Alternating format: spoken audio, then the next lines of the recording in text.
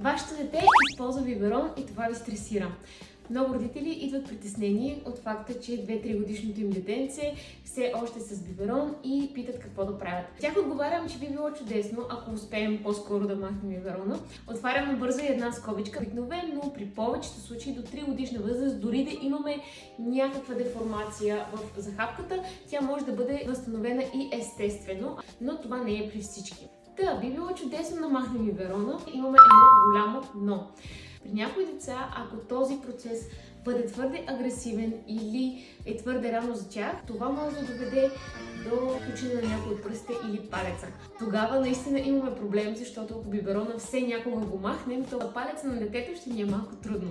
Обикновено съветвам родителите да използват нежен и внимателен подход, съобразен с нуждите на детето. Със сигурност не предприемайте тази стъпка, ако ви предстои започване на детска градина, нов член на семейството, тестване или всяко едно действие, което би довело до нуждата на детето от емоционалната му сигурност и комфорт. Общено, добре е да махнем биберона до около 3 годишна възраст, ползваме нежен и атравматичен подход към децата и бъдем внимателни съобразени с техните нужди в момента.